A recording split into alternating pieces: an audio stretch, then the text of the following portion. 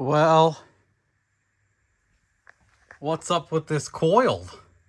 Okay, it's been a little bit, what, about 2 weeks? So I decided on a bunch of things and did a bunch of things. One was I needed to do the intercooler and a better transmission mount than I had previously, and I wanted Tom to do it, and Tom had to do the intercooler piping anyway, so I was like, hey Tom, want to make transmission mount for me? So we took it over there, put the transmission in, he made the mount, and then pulled the transmission out, bolted on my flex plate converter, all that good stuff. And I was sure by measuring this transmission that the drive shaft would be a drop-in after I converted it. I did get a conversion U-joint. It wasn't perfect, but it worked. I was able to lock everything in safely, blah, blah, blah. Drive shaft is too short. So the meet is coming up on Saturday, this Saturday. I was like, oh, you know, it'd be cool. Maybe I can hustle a little bit and get that done. And as soon as you decide something like that, that's when roadblocks show up. So the drive shaft was too short. I scrambled through a bunch of things. We brought the car back. I had to finish up some work on, we have a 1G, and Jamie was doing lowering springs, shocks, the struts and everything were bad on it. Just some small things on that. Anyway, we wrapped all that up finally. Brought this in today. I investigated some drive shaft lengths. I'm like, well, I might change it again because this has a 7.5 and I'm gonna go 8.8. So I'm like, oh yeah, and I was doing a little bit of that analysis paralysis and being my own worst enemy and making things complicated that weren't and deciding on too much. Anyway, all of that is over, and I stopped at Collis Truck Parts, and I quick went through their drive shaft section, and they had a, it's blowing you guys out. I'm like looking at, so they had a 05 Envoy. This is a 2005 Envoy rear drive shaft, 51 1/4. It changes a little bit because of the conversion joints, but actually it doesn't. It's still, it's right around 51 inches. This is a ISR 3S or whatever it's called. It's weird. I hate these, so I actually took it to them, the Collis drive shaft guys. I took this truck drive shaft part out of the junkyard and went to their drive shaft place, and I was like, hey, can you just convert it to this billet yoke I have and the 7.5? So these are like that 3R or 3S to 1350, and then that's the same down there except for it goes to 1310. And it fits great, and everything is good, and Tom made a incredible mount. So I just need to blast it with the green, finish affixing the fuel lines. Everything else is going good. I have my bright AF lights on. The converter spacing is perfect. It is mint. So what we're gonna do is put the converter bolts in it, start hooking up the power lines, get the transmission cooler stuff done. I had him change the, what is that? The inlet, the outlet on the rad. I had him change that guy because it was a gigantic one on the bottom and didn't fit. So I had to match the hoses. They're all the 1.5s now, I believe. Yeah, just a lot of dumb things. And I'll bring it down and I'll show you, but Tom did. We decided to just go ahead and give this thing its best shot with 5-inch intercooler. Fits in here mint. I said, Tom, do your ugliest, nastiest work here, and this is his slap bang stuff, because we're gonna cut this whole front end off. It's gonna be a Cody and Motorsports tube nose, which is in that box right there. So yeah, just gotta start connecting all the dots and get everything ready, and then see if it wants to start. And put fluids in everything is pretty important. We got just enough here to get dangerous and look for leaks.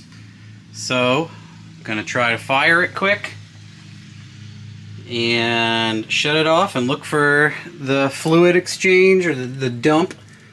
That's for this. My map sensor is hooked up.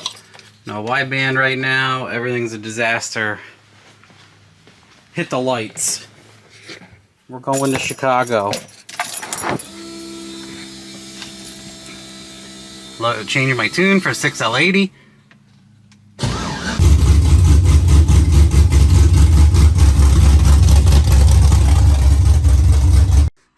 right, I got my shifter working.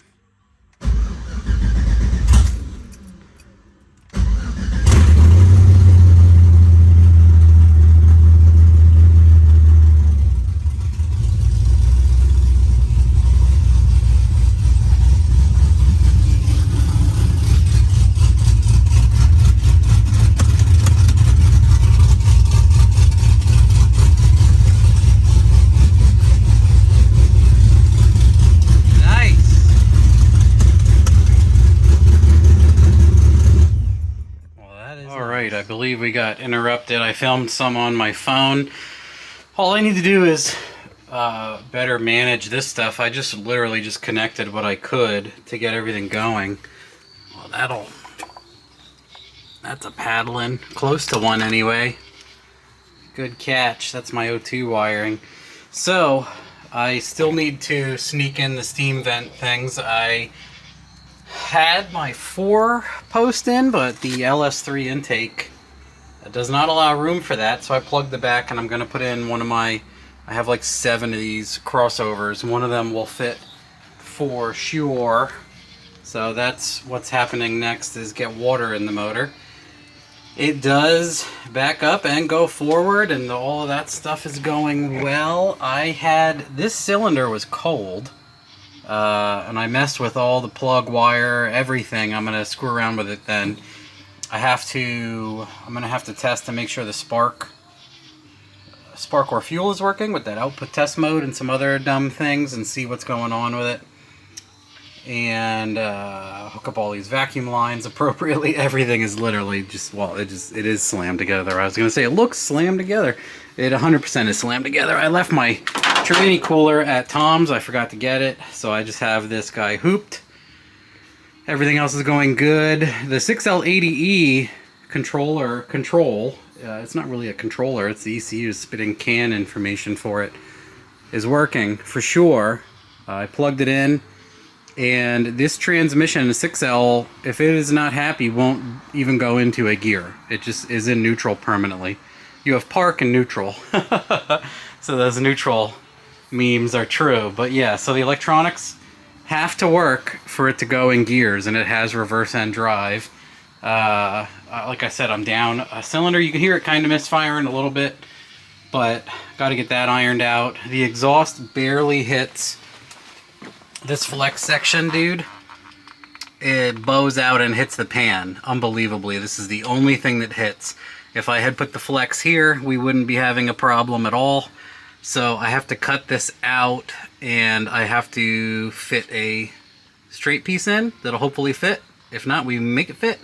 And then I'll put the flex over here. I believe I left the flex here to gain some room in the tunnel. I honestly can't remember. I don't know why, but now I have to fix that.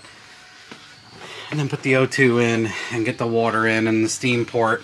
And here's my steam port evacuation. Everything else is going good. It's taking the fluid. It's in and out of the gears. I would say that, man, it seems like most, if not all, of my wiring is good at this point. All of my sensors are working. The only puzzle is, the other night I melted this guy. I videoed that. I was so like, what the hell just happened? I sound like an idiot on the video. Comforting. And gotta tone out this one and figure out what's up with this guy over here. The wiring looks good. Just gotta beep some pins and make sure I'm on the right thing.